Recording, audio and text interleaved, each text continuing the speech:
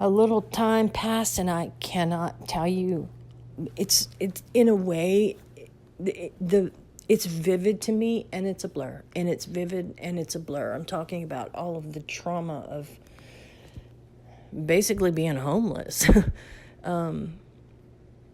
It was too much. But after Christmas, I don't know. I couldn't tell you today how many days it was, or months, or weeks, or anything. I don't know. All I know is my sister showed up on campus. I was sitting outside of Mr. Gaddy's Pizza talking to a friend of mine, and she came up and decides to tell me she's getting married. And she wants me to be the maid of honor. And I said, I can't. Mom's not going to let me be in your wedding. And she said, I want you to be my maid of honor. And I said, Angel, I can't. I mean, like, did you ask Mom? And she's like, I'd be lying if I said I knew exactly what she said, but it was that kind of conversation back and forth of, no, I'm scared, and she's like, just let things play out. Well, then I found out. So let me, before I go forward to that, I end up getting a call from my mom. At some point, I don't know how that transpired, but I'm talking to my mom, and she apologized and said, I'm really sorry, Stace. I'm just sorry. I didn't handle it the right way, blah, blah, blah. Well, I find out the reason she apologized is because my dad said, this is your daughter, who's a very kind-hearted, loving individual, and you just took your love from her. Like, he basically threatened to divorce her. And my mom's kind of the ruler of the house, right? My dad doesn't say much, so he just giggles at her when she gets mad. But he put his foot down, and I think that made her react. So when I found that out, then I thought, well, she's not being authentic. But you know what? I'll take anything I can get, because all I want right now is my family. So I'm willing to accept a half-assed apology. Even though she was trying to come across as being sincere, you have to understand, when you have that deep of pain, that you're questioning that. When you say some things to somebody that are so hurtful, and then you come back and say, well, I'm sorry. It's like, are you really? Because how did you come up with that deep of words that are going to destroy me, and then just apologize and it's supposed to fix it? But I just wanted my family back. So I tried. I was making an effort. Well, I ended up one day going to my mom's. It was the first time I'd been there since all of this happened. And after 10 minutes, I started feeling like my heart rate was increased. And it wasn't 20 minutes. I was almost in a full-blown panic attack, which I had never had before. And I'm like, why am I panicking? Because I was so uncomfortable there.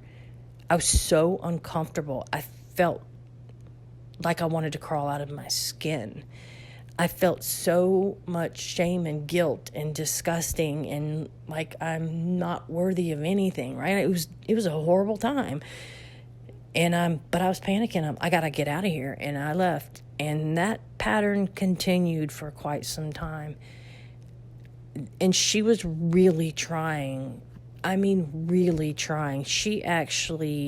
I actually started seeing somebody, a police officer, and she really liked this police officer, and she loved her. She's like, she's a part of our family. And as much as I wanted to believe that, and because I could feel her sincerity, the damage was just there. It's like this open wound. And there's nothing more than I want is for you to love this beautiful, wonderful, giving person that's in my life now. I want you to feel that way. So now y'all are all happy and I can't get there. Like now I'm the one that is not trusting of all of it. It feels like there's too much damage. And I was praying nonstop, like, just give me the answer. Somebody fix this, please fix this. I want to fix this so I can feel better. She can feel better. We can all be happy and live happily ever after. But the trauma was so deep. The feelings just kept coming up. And, I spent time with her, and we would go do things like eat, and we'd laugh. My mom had the funniest sense of humor. She was just quick-witted, and I loved her sense of humor, and I missed all of that. I wanted things to be back to normal, whatever that is, if there's such a thing. But I had a new normal, and I didn't know how to fix it all, and I loved her so much. I still do. Even she died 4.5 years ago, and I couldn't love her more than I do now. My greatest teacher, right? She brought on the most heartache, but she loved me so much. And it's like a mind F for those that know what I'm trying to say. It was a struggle, and I struggled, and I struggled, and I struggled. And I just want to be a part of the family. I want to be a normal part of the family. I don't want to feel like a black sheep. I don't want to feel like an outcast. I don't want to be made fun of. I don't want to be talked about behind my back. And so I spent several years sabotaging every relationship that crossed my path. Wonderful, beautiful, good people that I deeply hurt because I sabotaged it. I take full responsibility for that because I felt so much shame. I can't even put it into words. It's so messed up. It's so messed up.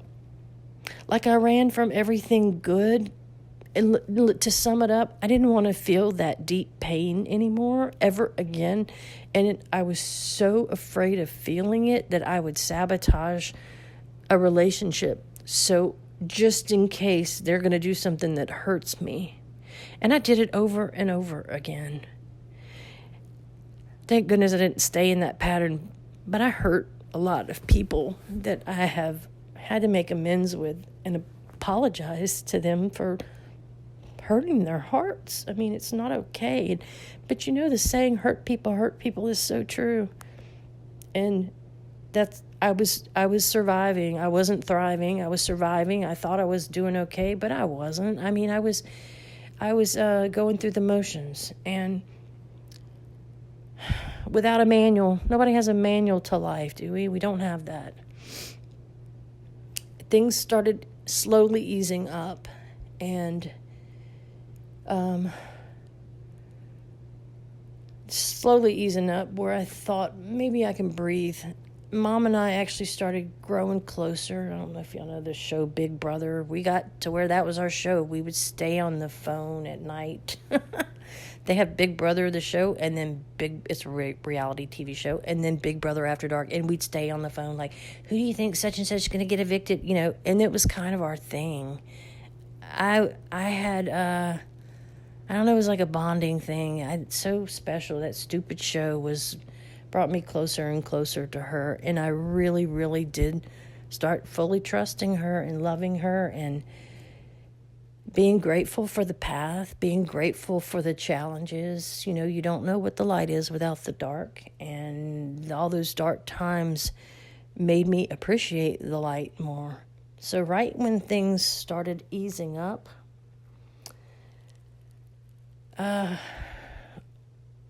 some other stuff unfolded. See, and guess what?